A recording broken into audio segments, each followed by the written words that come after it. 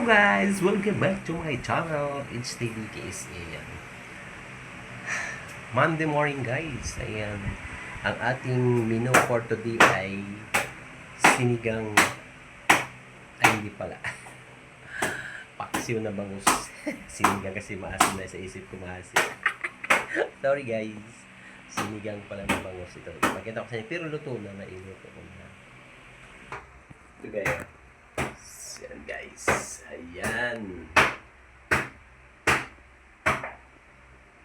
Paksiw na bangus. Ayan. Luto na po yan. So, ito naman yung rice. Niluto na ako para sa lunch. Lunch lang. Tapos mamaya, kasi kami na naman nakakain sa paksiw na bangus na ito. Magpipito pa ako ng manok. Chicken. Ito yung chicken. Ayan. So, ito para sa mga bata. Ito kasi sila kumakain ng isda, ng fish. Chicken lang sa nila. Pritong manok. Ayan. Ayan. So, yun guys, ang ating menu for today is paksiw na bangus at pritong manok. Yun. So, yun guys. I-update ko yung maya pagka naluto na yung chicken. Lutuin ko pa yung chicken. Pero yung bangus kasi luto na yun. Luto ko na kanina. Hindi na siya maulan dito. Kahapon maulan dito. Lakas ang ulan dito kahapon. So ayun guys.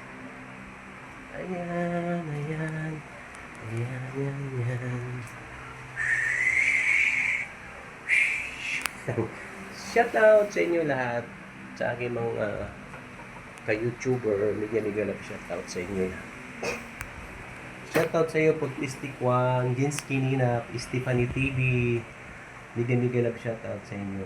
And, kumusta naman yung ating mga channel dyan? Kumusta lahat ng ating mga subscriber? Explore Side by Edward, Provincial Life.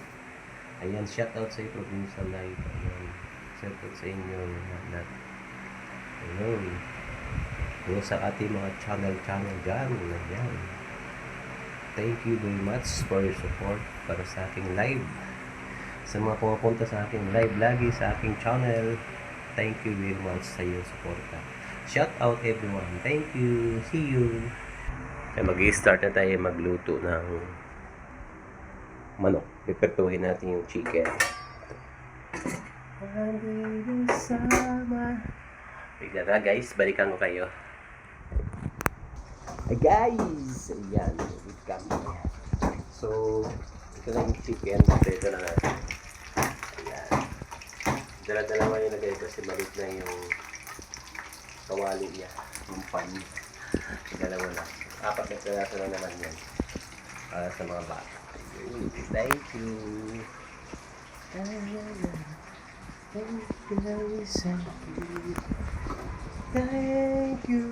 Thank you very much. Shout out to all Barangay Boquedas, Tapas, Northern Samar. At shout out sa mga korap ng mga politiko, magsilayas na kayo sa Pilipinas. Wala kayong kwenta. Wala kayong kwenta sa Pilipinas, mga korap kayo. Kaya lalo naghihirap kami na mahihirap dahil sa iyo. Dahil sa inyo. Ano ba bang mapapala ng mga susunod na mga henerasyon sa Pilipinas kung ganito ang mga nakagisnan nila, mga politiko, mga korap. Shout out sa inyo. Sana magsilayas na kayo sa Pilipinas, magtayo kayo sa sarili ng bansa, mga rich kayo. Pero mo, billion yung kinokorap nyo. Tapos si Inday Sara, si Vice President, 125 million. Kung kulang na lang yung gorgorin. Pinagkakaisahan niyo. Just niyo. Kaya pala ito nagtutulong-tulungan niyo si Inday Sara dahil sa lalaki ng mga korap niyo.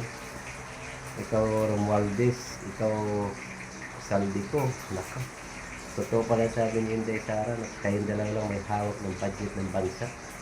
Pero posible walang connection ng presidente sa inyo. Posible yun. Kaya ako di ako naniwala. Opinion ko to ha. Kaya ako sa inyo. Magsilayas kayo. Huwag na kayo dito sa Pilipinas. Okay?